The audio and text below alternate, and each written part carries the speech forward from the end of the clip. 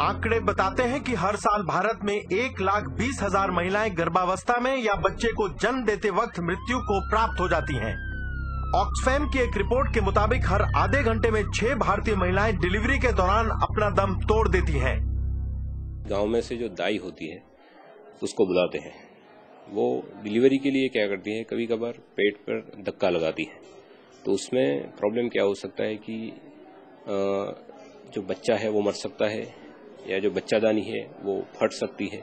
ધક્કો મારે ને એટલે આપણે શરીર બધું ખેંચાય ને તો આપણે કેટલું તકલીફ થાય ને અને અહીંયા મફત આપણે અતરો તકલીફ નહીં પડે। કદાચ છોકરું મરી જાય, કદાચ એ માને દુઃખ થાય વધારે, કદાચ માં પણ મરી શકે।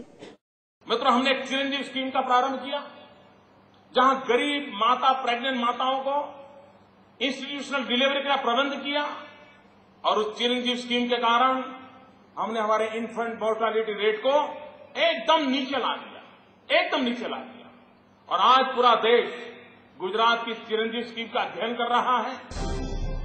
गुजरात के 73% गैर सरकारी स्त्री रोग विशेषज्ञ अब चिरंजीवी योजना में शामिल हो चुके हैं। तो हमने प्राइवेट डॉक्टरों की पार्टनरशिप की, उनको हमने कहा कि आप हमारी सरकार का एक हिस्सा बन जाइए और आपके अस्पताल में अगर बिलो पॉवर्टी लाइन की फैमिली की कोई महिला आती है, आप उसकी चिंता कीजिए, पेमेंट हम देंगे। मफत डिलीवरी પણ થઈ અને એટલી બધી વધારે તકલીફ પણ નથી। भारत के हेल्थ मिनिस्टर ने कहा है कि पूरे देश में हम इसका रिप्लिका करेंगे।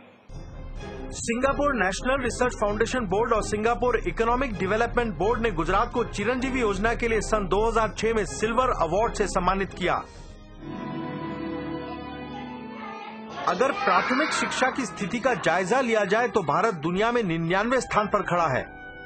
यूनेस्को के मुताबिक पहली कक्षा से 5वीं कक्षा तक पहुंचने वाले 1/3 भारतीय बच्चे अपनी पढ़ाई बीच में ही छोड़ देते हैं। गुजरात ने स्कूल ड्रॉप आउट रेट को खत्म करने के लिए जो पहल की वो बाकी भारत के लिए एक मिसाल बन चुकी है। आंकड़ों के मुताबिक ये समस्या लड़कों के मुकाबले लड़कियों में कहीं ज्यादा गंभीर है। हजू पण आपणा गाममां 100માંથી 80 બહેનો એવી છે કે જેમને કક્કો બારાખડી પણ આવડતી નથી। આ શિક્ષણથી વંચિત રહી ગયેલા નાગરિકોની વાત સાંભળીને મને પીડા થાય છે, મને દર્દ થાય છે અને એના કારણે આ ગામમાં હું આજે આવ્યો છું। मन में हो अगर कुछ कर गुजरने का संकल्प तो फिर किसी करिश्मे को कौन रोक सकता है। गुजरात में सन 1998-99 में primary school drop out rate था 48.18%, यानी 5वीं कक्षा तक पहुंचने वाले तकरीबन आधे बच्चे बीच में ही पढ़ाई छोड़ देते थे। लेकिन सन 2005-2006 में primary school drop out rate गिरकर केवल 5.13% रह गया। इस गंभीर समस्या को सुलझाने के लिए साधारण से साधारण व्यक्ति को जोड़कर एक आंदोलन खड़ा किया गया। मुख्यमंत्री समेत गुजरात सरकार के तकरीबन 700 अफसर गुजरात के हर उस इलाके में हर साल पहुंचे जहां पढ़ाई को लेकर हालत ज्यादा खराब थी। एक नानकड़ू वचन आपो मने कि हवे तमे तमारा दीकरा दीकरीने भणावो। हवे आपणा गाममां एक पण दीकरी अभण नहीं होय, आवो मने वचन आपो। हाथ ऊंचो करो तो मानो के तमे वचन आप्युं। છોકરોને ભણાવવાનો એ પ્રતિજ્ઞા લીધી કે છોકરોને અવશ્ય શાળામાં કાયમી નિયમિત મોકલવો જોઈએ। पहले आप लड़कियों को नहीं भेजते थे क्या पढ़ने के लिए?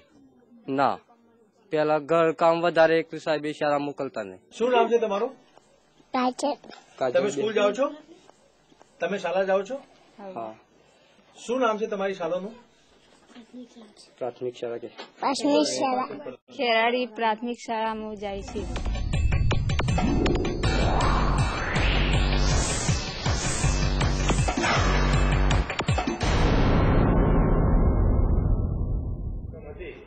વ્યાજ સહિત આપણે નામદાર જિલ્લા અદાલતમાં જમા કરાવી દીધી છે। ક્યારે જમા કરાવી છે?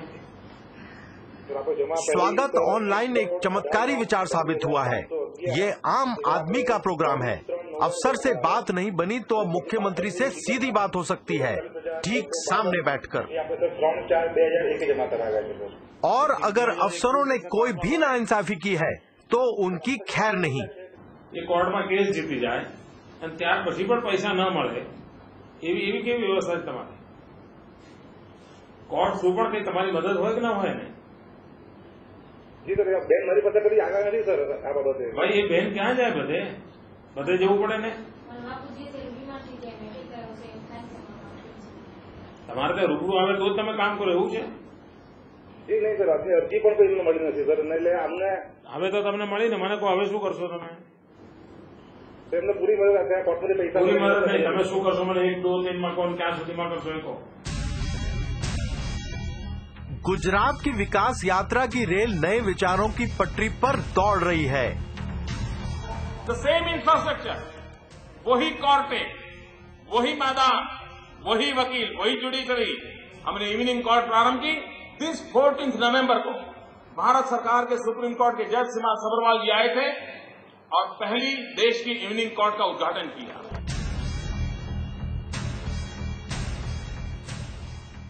गुजरात गवर्नमेंट ने जो इवनिंग कोर्ट्स की परंपरा शुरू की है वो अपने आप में बहुत काबिले तारीफ है और मैं चाहूंगी कि इस तरीके की व्यवस्था जो है बाकी राज्यों में भी रेप्लिकेट की जाए.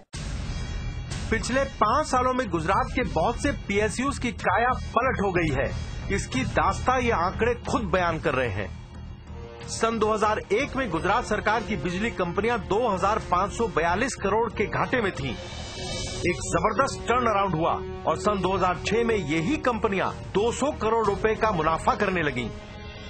ये turn around is only because of political will. हमारे साहब ने बताया कि भाई चोरी को अटकाओ और हमको गाइडलाइंस दी कि भाई पुलिस स्टेशन रखो, चेकिंग बढ़ाओ, किसी को भी चोरी करते उसको छोड़ना नहीं. GSFC का सन 2002-2003 में घाटा था 390 करोड़ रुपए, लेकिन सन 2005-2006 में मुनाफा 437 करोड़. GACL का सन 2001-2002 में 67 करोड़ घाटा था, लेकिन सन 2005-2006 में 294 करोड़ रुपए मुनाफा हो गया. आज बाकी भारत के लिए गुजरात मॉडल को अपनाने के सिवा क्या कोई दूसरा रास्ता है? बिजली, पानी, सड़क, रोजगार, कन्या शिक्षा, महिला सशक्तिकरण और राष्ट्रीय सुरक्षा जैसे अलग अलग मुद्दों पर गुजरात ने टर्न अराउंड करके दिखाया है. भारत का अधिकांश भाग अभी भी पुराने फॉर्मूलों पर चल रहा है. किसानों को सिर्फ बारिश के भरोसे छोड़ देने का मतलब है उन्हें बार बार आत्महत्या की तरफ धकेल देना. पावर कट का मतलब है 21वीं सदी में भी लालटेन युग में जीना. इस अंधकार का सीधा असर पड़ता है बच्चों की पढ़ाई पर और कारोबार पर. आज देश की स्थिति में क्रांतिकारी बदलाव लाने की सख्त जरूरत है. आवश्यकता है लीडर्स की, हजारों कर्मठ नेताओं की. युग में जन जीवन के अंदर भीतर आग होनी चाहिए, मन में हुंकार उठनी चाहिए.